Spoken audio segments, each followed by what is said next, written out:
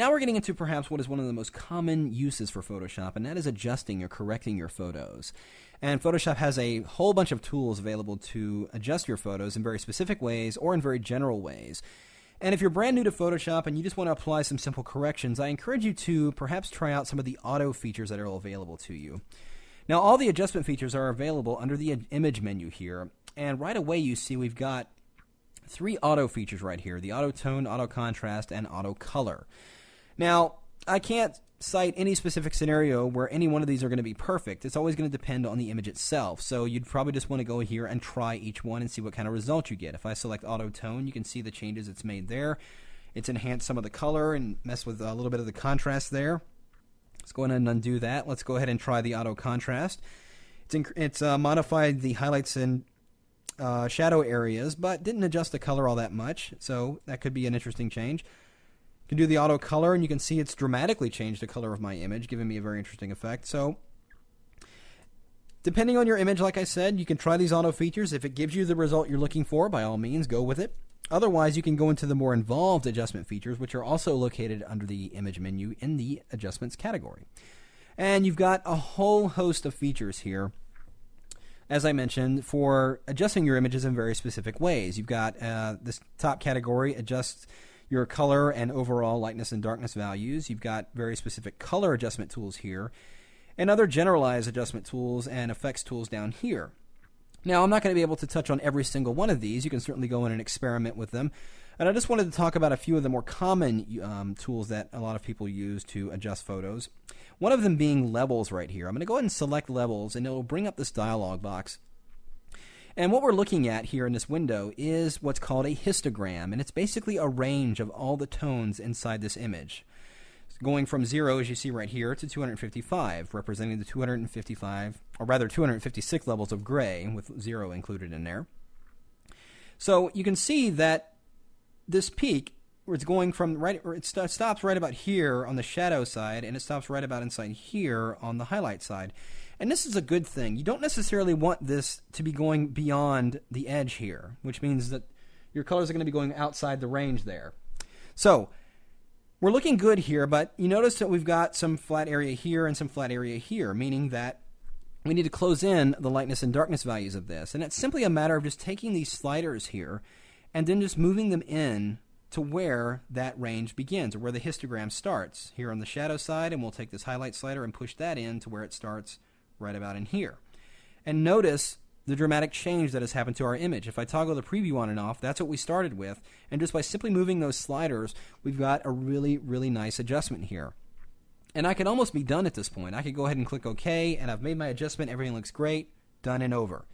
Well, another way of using levels, if we go under the image menu again and open up levels, is you can use the eyedropper tools here.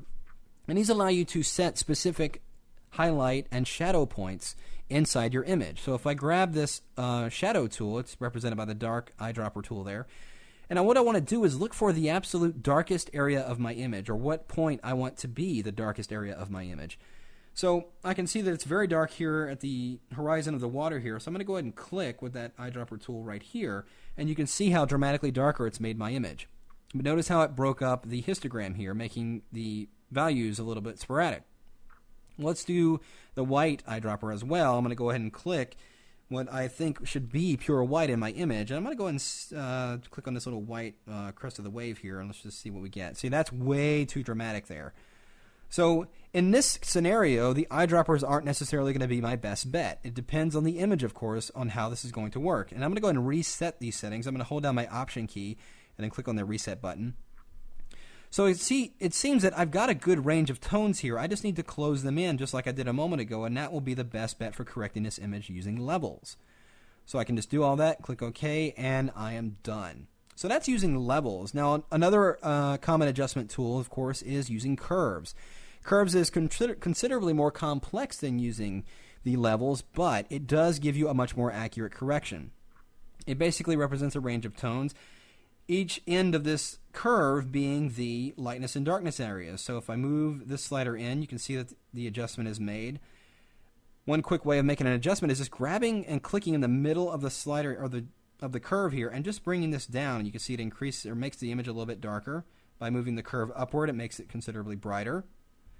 So you can move and adjust a specific range of your areas. You can click other areas and bend the curve to get very interesting adjustments. You can do more precise adjustments, or you can achieve very interesting effects using curves just by modifying this curve all the way around. You can see it gives me a very interesting result there. And again, like the other feature, it's got an auto feature here. So if I just go ahead and click auto and it runs auto curves on there, you can see what's going on with the curves, and my image does tend to look a little bit better. And of course, like the levels, you have the eyedropper tools that you can use. So if we go ahead and reset this, we can go ahead and perhaps click in the darker areas and the lighter areas and get a very interesting adjustment there. So there's a number of different tools, and there's a number of different tools within those adjustment features to be able to correct your images. So if I go and click OK, you can see I got a different adjustment there. Let's go ahead and undo that. I'm going to go into the image menu again and show you just a couple of more. We've got the various color effects, as you see right here. If I go in here, and one very common one I use a lot here is hue saturation. Here's where I can go in and actually increase the saturation of the overall colors. You can see the result I get there, and modify that. If I wanted to apply a color screen over my image, you just click colorize and you get a monochromatic version of your image, and just dragging this hue slider you can change the overall color. And this is interesting for background effects and things like that. You can adjust the lightness and darkness of that color as well. So if you wanted to get a screen background as part of a design, you can certainly use that.